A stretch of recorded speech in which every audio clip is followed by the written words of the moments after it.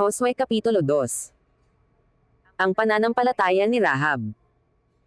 At si Josue na anak ni Nun ay nagsugong lihim mula sa sitim ng dalawang lalaki na pinakatiktik, na sinasabi, "Yumaon kayo na inyong kilalanin ang lupain, at ang Jericho," at sila'y yumaon at pumasok sa isang bahay ng isang patutot na ang pangalan ay Rahab, at nakituloy doon.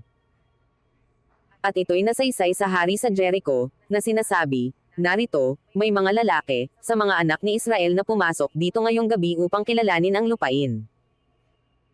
At ang hari sa Jericho ay nagsugo kay Rahab, na sinasabi, "Ilabas mo ang mga lalaki na naparito sa iyo, na pumasok sa iyong bahay, sapagkat sila'y naparito upang kilalanin ang buong lupain."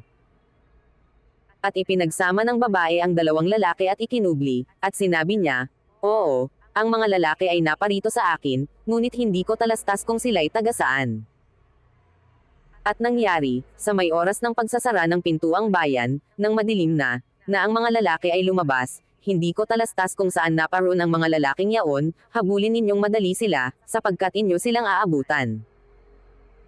Ngunit kanyang isinampa sila sa bubungan, at ikinubli sa mga puno ng lino, na kanyang inilagay na maayos sa bubungan.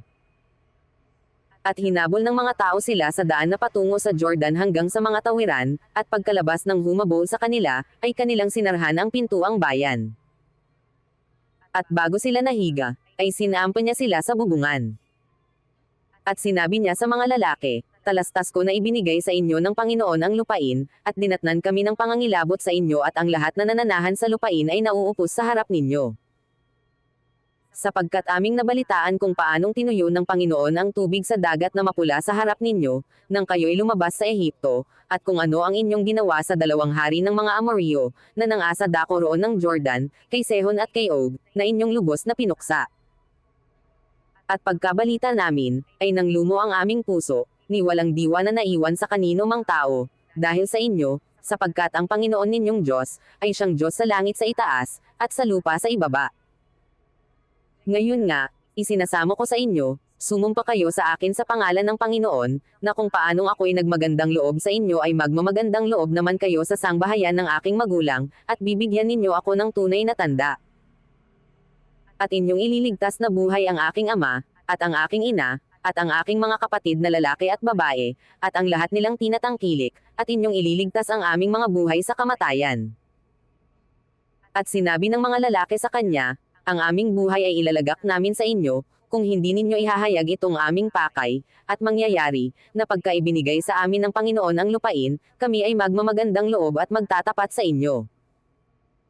Nang magkagayo'y kanyang pinababa sila sa pamamagitan ng isang lubod sa Dunggawan, sapagkat ang kanyang bahay ay nasa kuta ng bayan, at siya'y tumatahan sa kuta. At sinabi niya sa kanila, "Pamaroon kayo sa bundok, baka kayo'y abutan ng manghahabol sa inyo, at kayo'y magkubli roon na 3 araw, hanggang sa magsibalik ang mga manghahabol, at pagkatapos ay makayayaon kayo ng inyong lakad."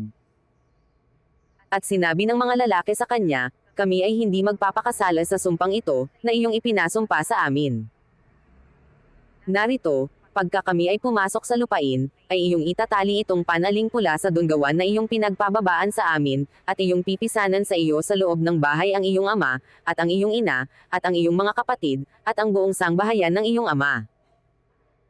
At mangyayari, na sino mang lalabas sa mga pintuan ng iyong bahay sa lansangan, ay mabububo sa kanyang ulo ang kanyang dugo at hindi namin magiging kasalanan, at sino mang kasama mo sa bahay ay mahuhulog sa aming ulo ang dugo niya, kung may magbuhat sa kanya ng kamay. Ngunit kung iyong ihayag itong aming pakay, ay hindi namin ipagkakasala ang pagkapanumpa sa iyo, na iyong ipinapanumpa sa amin." At kanyang sinabi, "Ayon sa inyong mga salita, ay siya no ang mangyari," at kanyang pinapagpalom sila at sila'y yumaon, at kanyang itinali ang panaling pula sa Dunggawan. Ang pananampalataya ng mga especially iya. At sila'y yumaon at naparoon sa bundok, at tumahan doon na 3 araw, hanggang sa nagsibalik ang mga manghahabol, at hinanap sila ng mga manghahabol sa lahat ng daan, ngunit hindi sila nasumpungan. Nang magkagayo'y nagsibalik ang dalawang lalaki at bumaba sa bundok, at tumawid at naparoon kay Josue na anak ni Nun, at kanilang isinaysay sa kanya ang lahat na nangyari sa kanila.